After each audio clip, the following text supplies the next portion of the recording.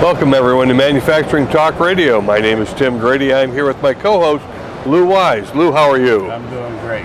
We're at FABTECH 2015, what I like to call Fabulous FABTECH, 750,000 square feet of exhibit space, 1,800 exhibitors, and we're here with Bill Gaskin. Bill is president of the Precision Metalforming Association International. He is one of the co-sponsors of the show. Bill, welcome to our show. Tim, thanks very much. I'm delighted to be here, and of course we're happy that you're here as well. We're glad to be here. Bill, how many people pre-registered for this show?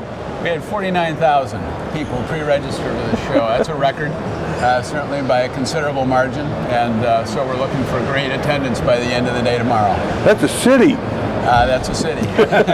Not necessarily a small city either. That's exactly right. And of course this is a city. You know, when you think about it, the show sets up, the thing that's not like a city, of course, is that it sets up in 10 days and disappears in 4.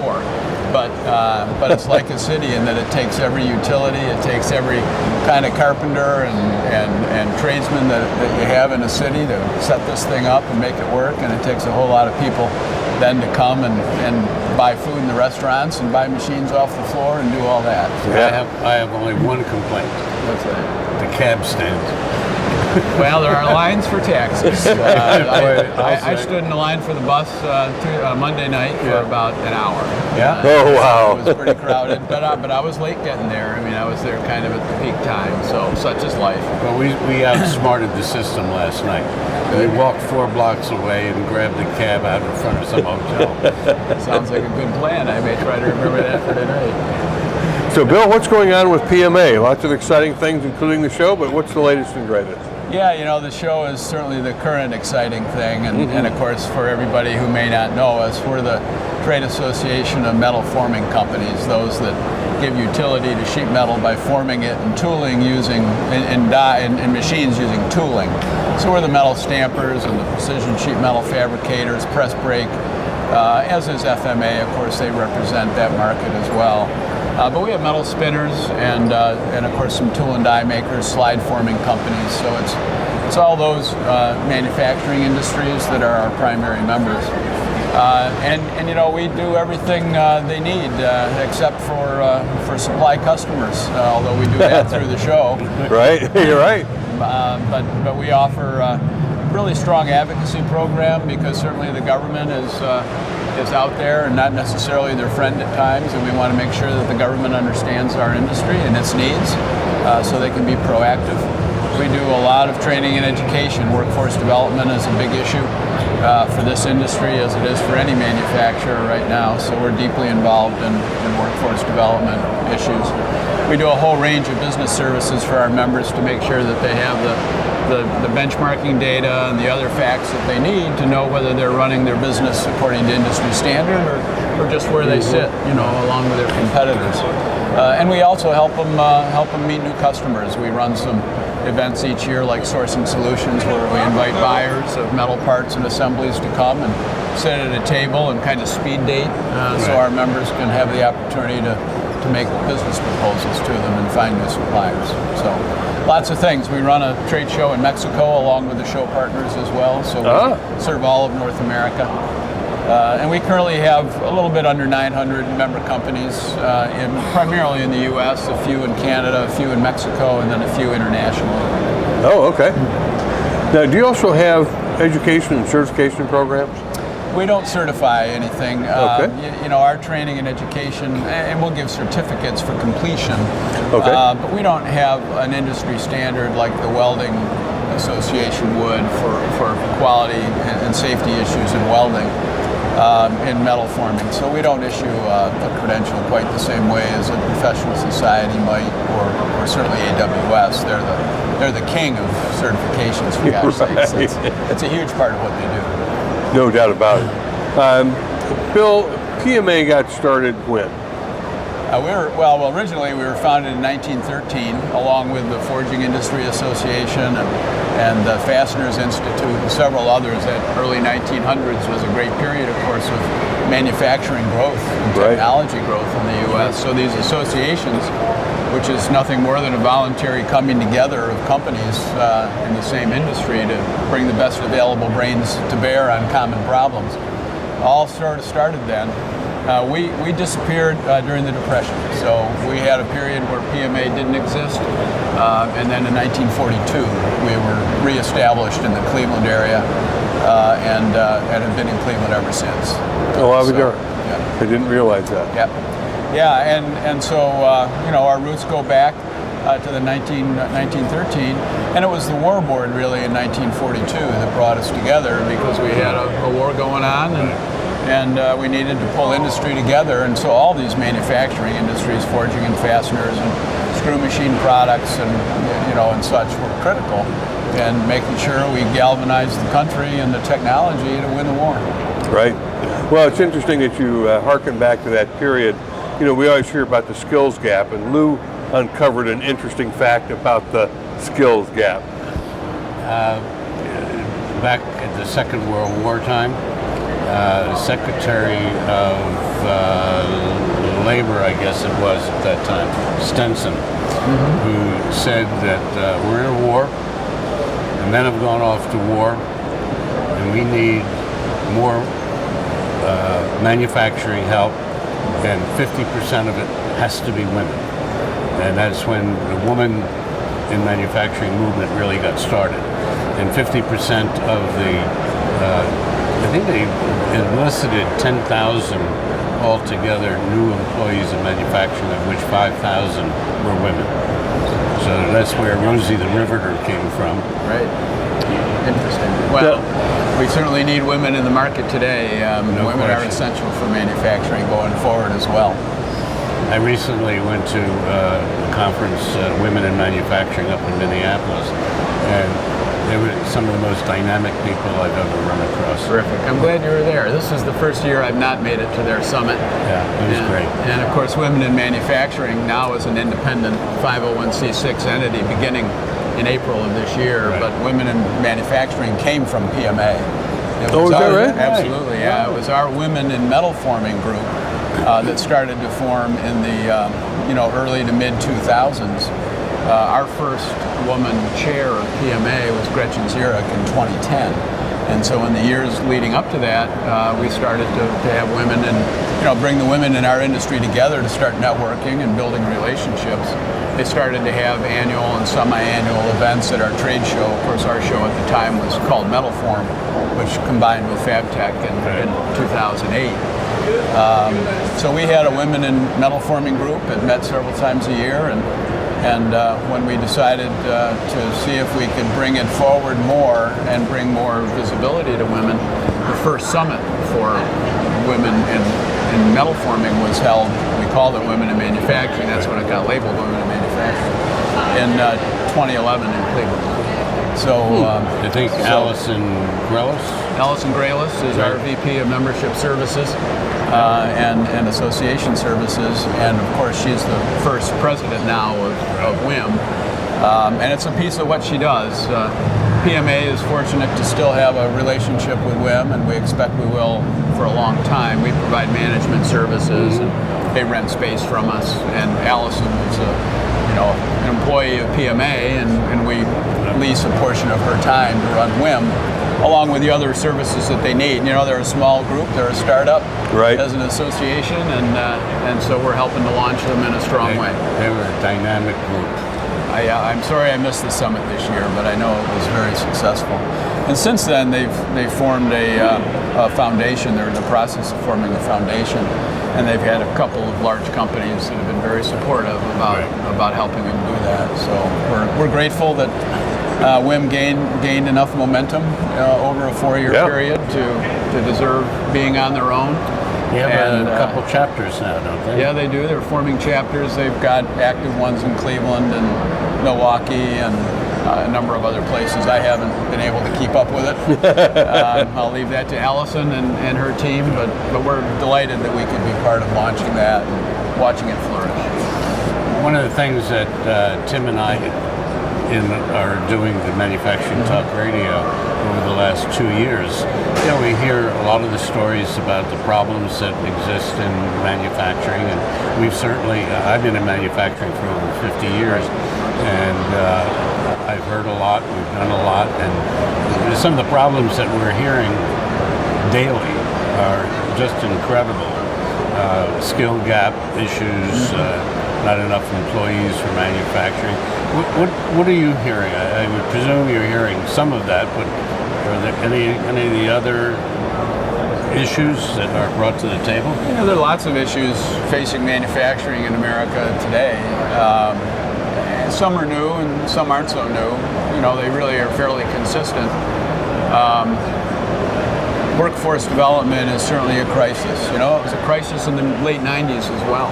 We had a terrible situation then, very similar to now, where manufacturing had been kind of perceived in the public media as dirty, dark, dangerous, and dead end. It was not where you wanted your kids to plan on going, in spite of common knowledge that it paid the best of any other industry out there. There were terrific jobs in the auto assembly plants and working in unionized and non-unionized companies where people had the ability to earn a lifelong good wage and good living and be very rewarded by the fact that they're making things every day. But with the .com and the internet and all those things that change, it sort of lost favor in the late 90s. That's when we formed our educational foundation to start bringing more attention to it. I think Manufacturing Day has helped that a lot. Absolutely. I think it's great. FMA took a leadership position. The Fabricating Manufacturers Association, one of the other FABTECH show partners, worked with the Manufacturing Institute at NAM and several other key partners, some of the MEPs, and started Manufacturing Day. Well, we've been a sponsor every year, and our foundation has been a sponsor, as has WIM. So we believe in it, support it. We think we had about 60 of our member companies host students on Manufacturing Day, and I've heard some great stories the other day at our board meeting about the successes they had. We participated as well. We're an endorser also, and we did NJIT and worked with New Jersey MEP, and we also gathered a group of students from Passaic County Institute of Technology, and we took them to a tour and spoke to some of the brightest kids you'd ever want to meet.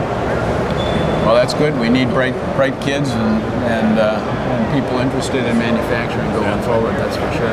We got to get their parents interested in it. Parents and guidance counselors and just the general public. People need to be aware of how wonderful a career manufacturing can be. It's got to be very satisfying to see that automobile run off the assembly line and drive away, or that product, whatever it may be, be sold in a store when you're out at Walmart or whatever, and you see something there that was made in America that you helped contribute to. It's got to be a very satisfying feeling. And the compensation's not bad either. Compensation's great. Yeah, that's for sure.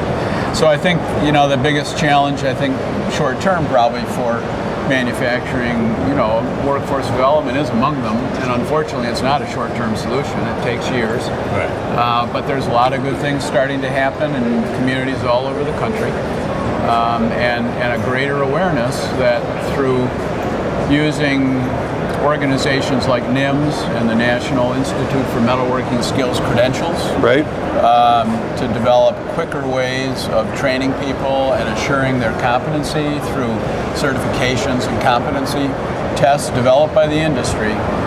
We can get the community colleges and the trade schools and employers together to train people quickly. It can ramp up pretty fast. We've heard some interesting stories from some manufacturers who are in areas where they don't have great work pools, where they've had to come up with very creative ways to hire young people into manufacturing. One in Arizona that comes to mind is Powell Manufacturing in Phoenix.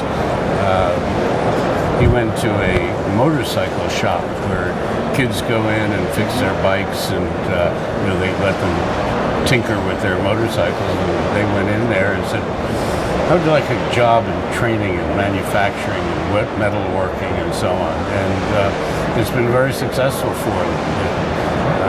That was one of the more creative ways. No doubt about it. Bill, what, from the perspective of the PMA and your members, does the manufacturing economy look like near term? Well, near term, it's just a little bit mixed. You know, we've had a great 5-year run. 2000, late 2008 and 2009 weren't any fun for anybody in manufacturing. It was kind of a desperate time, thanks to the meltdown of lots of things. Right. But since then, we've had 5 good years. This year, our data is showing softness, as is reflected, I think, in the general manufacturing data.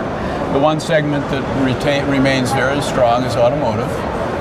They're going to build around 18 million cars this year, and so our members serving automotive, which is about 40% of our member companies, are up typically about 10%. Okay. But in our monthly orders and shipment surveys, we're really about 1% down as an industry, both in orders and shipments so far for the first 9 months of this year. So if automotive is up 10 and they represent about 40% of our members, that means there's about 60% that are down collectively, right, to balance it out to down 1. And it's areas that are obvious in some cases. Obviously, anything tied to energy and oil field, that's soft right now. Construction still hasn't come forward as much as we had hoped, although home building is starting to pick up, and clearly that's an important segment. Some of the agriculture, of course, the heavy equipment and off-highway construction equipment isn't up to snuff. So there's soft spots. We also do a business conditions survey every month asking our members how they feel about business. It's kind of like the ISM report where they measure what optimism is and what people's expectations are. And that's neutral right now. We've seen a slide for the last 6 months in their expectations for new orders, but it's stabilized in the last couple of months. And that looks ahead 3 months, so it's looking ahead to the end of the year. And we think as we get into the December survey, we'll start seeing that tick upward because they'll be looking forward to January and February. Well, you know what they say, an election year is always a good year for the economy. Well, we'll see. I don't know if that's going to work this year. Yeah, right. I think there's 2 ways to swing that. You know, it's you're right. Traditionally, an election year is a good year. And there are some signs of optimism, right? We have some new energy in Congress, and potentially some agreements that some decisions are going to be made that will be good for manufacturing. It's just a terrible situation that we sit here in November. Today's the 11th, I guess, right? Right, Veterans Day. And we do not yet know whether or not companies that have been buying machines at FABTECH will be able to depreciate them in a traditional X number of year fashion, or whether they'll have bonus depreciation available to them, whether they'll be able to use the R&D tax credit for the investments they made in R&D this year. We don't know if they can do that because Congress hasn't decided. A year ago, they decided in mid-December that last year was good. So they look back 12 months. Right, they made it retroactive. They look forward for the next 12 months, which is traditionally they've done 2 years at a time. Well, that's a terrible situation. We're optimistic that by mid-December, hopefully earlier, that'll get solved for this year. But the question is, will they look forward to 2016? Because as people know, you don't go buy a machine off the floor of FABTECH and deliver it to your company. Normally it has to be built, and it doesn't get built in a month. Right. It doesn't get built in 6 months in some cases. So, today you don't know what your situation will be in terms of depreciation and R&D and that sort of thing. Does PMA work at all as an advocacy group with the government? Yeah, we do, absolutely. It's a big part of what we do. It's about a fifth of our focus budget-wise. We emphasize that. We get involved in candidate races. We try to lead the industry in Washington. We have a fly-in every year where we get about 100 people in Washington, along with the National Tooling and Machining Association, to go up to the Hill and talk to congressmen and senators and their staffs and help them understand the importance of manufacturing to our economy and help them understand what they need to do, which is, just as we need to provide leadership for the industry as a trade association, our government officials need to provide leadership for manufacturing on a national basis. And then generally, what's their reaction to your approach? Well, we always get well received. I mean, in any office, Republican or Democrat, they're happy to see constituents. They really don't hear from constituents enough. And generally, they understand and they're sympathetic. But they also don't fully embrace, I don't think, the importance of the ability to plan ahead. Congress clearly doesn't plan ahead right now. No. They're reactive. And that's not a good way to run our government, and it's simply not the way a private business can run. So we're well received, and they listen. Some offices are more receptive than others, but even the most liberal congressional office understands that jobs in their district are important, and that manufacturing jobs are important to them as well. So typically they're good, but getting the votes is what matters. Yeah, right. And we don't always have those. We're optimistic, though, that these immediate things will be taken care of. But there's been the last several years really a significant increase in regulatory issues and environmental issues, especially, and the environment's really important. But timing and such of when things are implemented sometimes matter. Some of our members now are really concerned about chlorinated paraffins. It's a particular kind of lubricant, the chlorine in the medium chain, I guess it is. Paraffins cause problems for the environment and disposal. And so those are being phased out. It's been extended now for another year, I guess till 2017 actually. So that's good. It gives industry time to react, and oftentimes that's what you need. There are new solutions. There are lubricants that can solve the problem. They're very costly in some cases now. But it's an example of given a little bit of time, a little bit of understanding by the policymakers. Right. We'll be able to respond as an industry to help solve a problem. Were any of your members affected by the XM Bank effectively shutting down for several months? Yeah, they are. Well, and it's still not resolved, really, for long-term planning again. Right. Business has to have some stability in policy in order to plan ahead.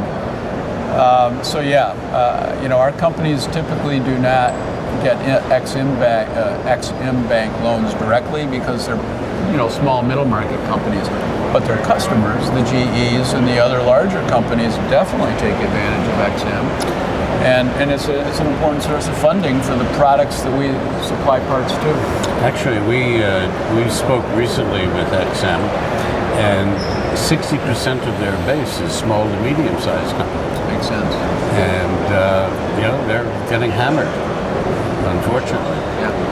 Well, and that was on our agenda for our legislative conference last spring when we were in town. It was one of the issues we talked to them about. How much regulation has been hitting the manufacturing industry over the last year or so, Bill? Well, it never, it never stops. Very true. And new regulations separated from existing ones, are really two different things. Of course, there's a high level of regulation already. Yeah, that manufacturers have to address. They've reacted to it pretty well over time, and they figure out how to adjust their processes to comply. The chlorinated paraffin issue, of course, is one that's a factor. I think some of the real concerns we have as middle market companies are some of the NLRB decisions, certainly regulatory impacts that really get in the way of our privately held companies and their workers. Typically, they're non-union companies, and they have great relationships with their workers, and they strive to make sure they stay that way. And some of the NLRB decisions that impact, what constitutes a union and what constitutes various things can get in the way. We had a situation yesterday, or 2 days ago, an incident of government nature where we had to fill out a significant number of forms for a potential contract that our metals company is getting. And I have people who do that, and there were 2 pages that they said, we have to send it to you, you got to do it. And I looked at it, it took me, it was 2 nights ago, it took me an hour and a half just to read the questions first, to understand what they were talking about? You want to talk about slowing down progress. And frankly, I answered some of the questions, and I hope nobody important is listening from the Gov. I'm not sure if my answers were right or wrong. I had no idea what they were trying to get at. And I consider myself a pretty bright guy, and they've just made it difficult, and they continue to make it difficult. It certainly is not helpful to industry.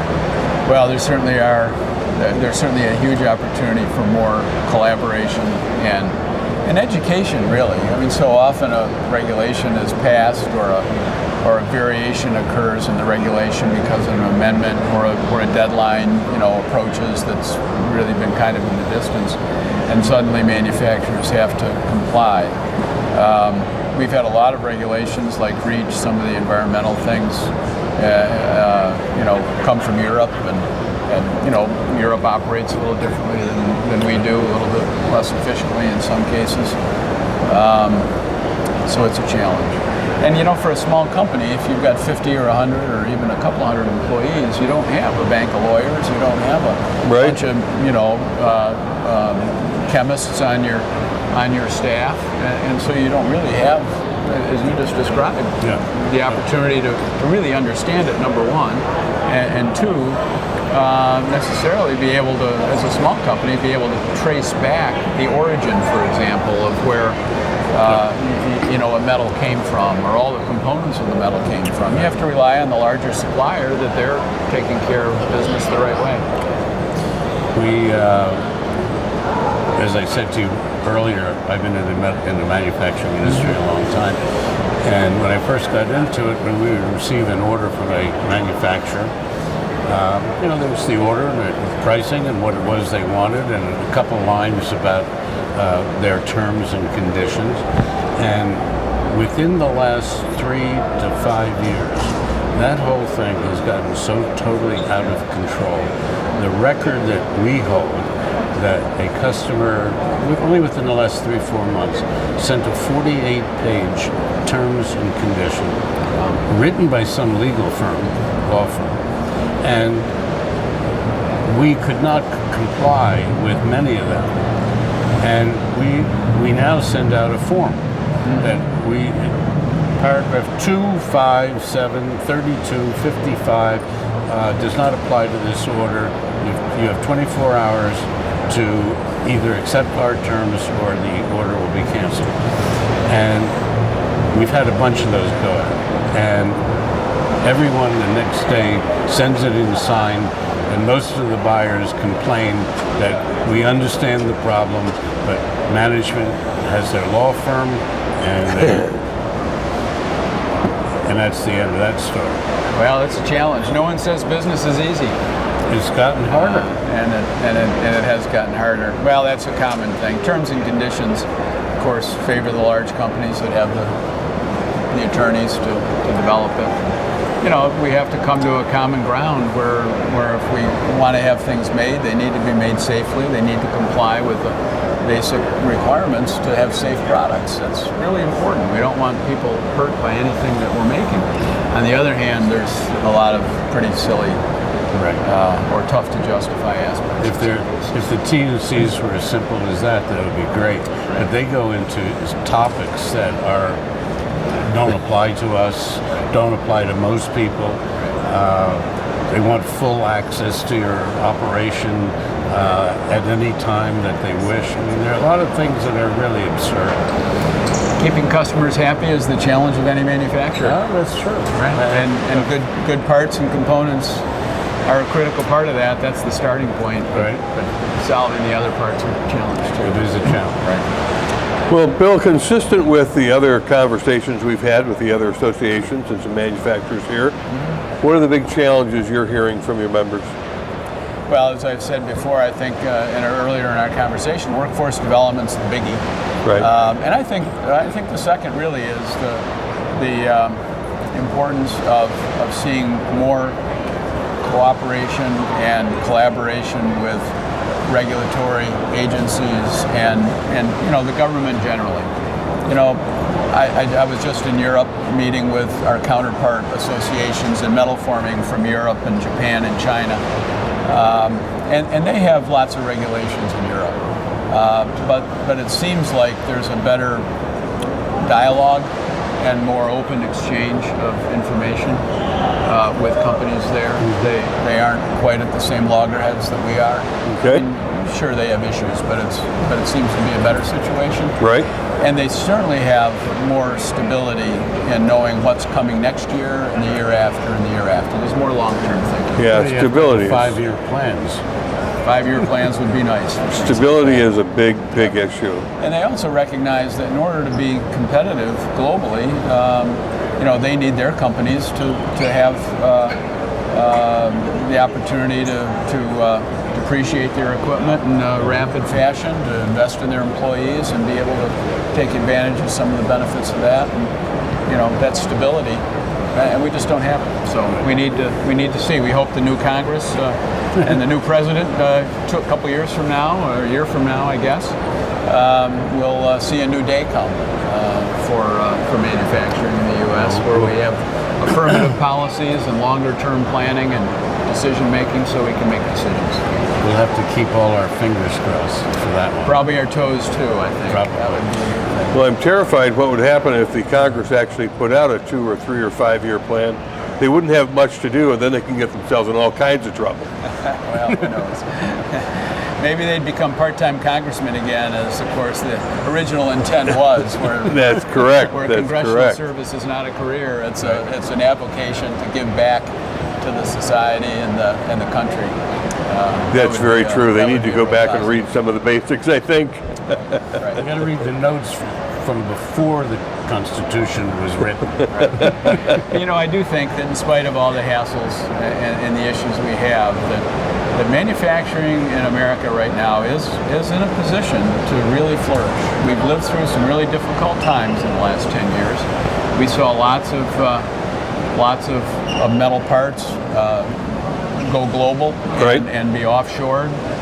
We're certainly seeing some of that work come back. We're seeing growth in high tech. We're seeing growth in automotive technology and all these other things that are improving our ability to be leaders globally again in products that are made in the U.S. Right. So I think there's a bright future. We need students. We need kids to get interested in STEM and drive those computers and all that futuristic equipment that's out there on the shop floors, and program it to improve our efficiency and make it happen.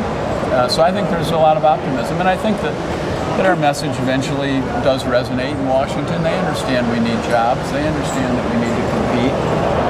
They may disagree on how to get there, and hopefully there'll be a little bit of meeting of the minds over the next 3 or 4 years, and we'll have a better situation than we do today. Well, Bill, thank you for being on Manufacturing Talk Radio. We're certainly glad that you were here, and great discussion from PMA's point of view on how manufacturing is looking. A terrific show you've put together here at FABTECH 2015. We're looking forward to seeing some more of the exhibits later this afternoon and tomorrow. Thanks very much. It takes all the show partners to make this happen. It's a 365-day job. Yeah, I'll but bet when it it's is. here, it lasts for 4 days, and isn't it great? And we love our location. Right, and we certainly hope that all the exhibitors sell lots of equipment, and we look forward to Las Vegas next year. We'll be about this time of year out in Las Vegas for our 3rd FABTECH show. Every 4 years we're in Las Vegas, and everybody come and see all the good equipment out there. I think my room has already been reserved. Good deal. Bill, thank you very much. Thank you very much. We're looking forward to it. Tim, Thanks so much, Bill. Appreciate the opportunity. And that wraps us up for this episode of Manufacturing Talk Radio.